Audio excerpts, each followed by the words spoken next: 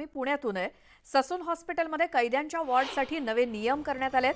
कैद्यांच्या वॉर्डसाठी नवी नियमावली केली गेली आहे। ललित पाटील प्रकरणानंतर हे मोठं पाऊल उचलण्यात आलंय। कैद्यांचा अतिरिक्त मुक्काम हा कमी होणार आहे हॉस्पिटलमधला आणि उपचारानंतर समिती या कैद्यांवरती लक्ष ठेवणार आहे। ललित पाटील प्रकरणानंतर ससून हॉस्पिटलच्या कैद्यांच्या वॉर्ड संदर्भात काही नवीन नियम तयार करण्यात आलेले आहेत। या कैद्यांवरती उपचार झाल्यानंतर एक समिती त्यांच्यावरती लक्ष ठेवेल।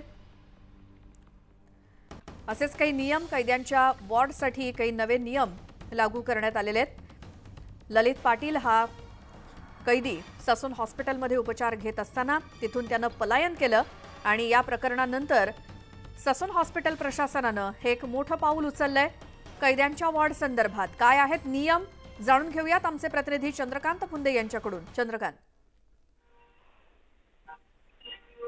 ललित पाटील प्रकरणानंतर आपल्याला माहिती आहे मध्ये प्रचंड गदारोळ झाला होता या संदर्भात, म्हणून ससूननं एकदम कडक नियम केलेले आहेत की त्या कायद्याच्या वॉर्डमध्ये जे सेवा करणारे कर्मचारी असतील, म्हणजे अगदी परिचारिका असतील किंवा वॉर्डवर असतील, त्या सगळ्यांची रोज कसून तपासणी होते।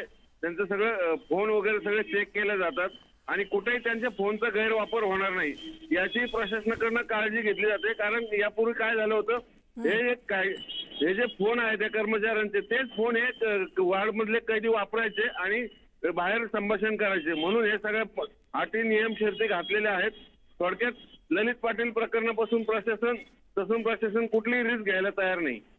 बरोबर, धन्यवाद चंद्रकांत या माहितीसाठी। आणि हे खरं तर नियम नवे लागू करणं गरजेचंच होतं, कारण ललित पाटील प्रकरण आपल्याला सगळ्यांना माहिती आहे आणि म्हणूनच ससून हॉस्पिटल प्रशासनानं उचललेलं हे एक मोठं पाऊल म्हणावं लागेल।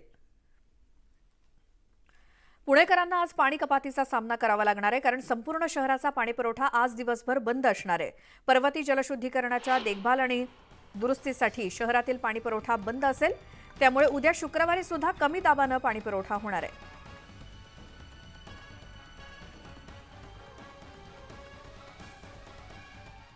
धुळे जिल्ह्यामध्ये पुन्हा एकदा कांद्याचे दर घसरलेत। कांदा उत्पादक शेतकरी त्यामुळे अडचणीत सापडलेत। धुळे कृषी उत्पन्न बाजार समितीमध्ये मोठ्या प्रमाणात कांद्याची आवक झाली।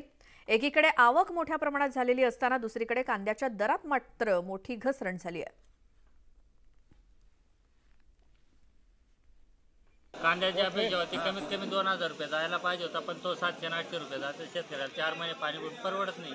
कमीत कमी 2000 राहिला असता म्हणजे परवडलं असतं शेतकऱ्याला। मुंबई पुणे द्रुतगती महामार्गावरती आज 2 तासांचा वाहतूक ब्लॉक असणार आहे। महामार्गावरील पुण्याच्या दिशेने जाणाऱ्या मार्गिकेवरती अमेठी युनिव्हर्सिटी आणि मडप बोगदा तसंच खालापूर पथकर नाका दरम्यान हायवे ट्रॅफिक मॅनेजमेंट सिस्टम अंतर्गत गॅन्ट्री बसवण्याचं काम करण्यात येणार आहे। त्यामुळे दुपारी 12 ते 2 या वेळेत सर्व प्रकारच्या वाहनांची वाहतूक पूर्णतः बंद असणार आहे।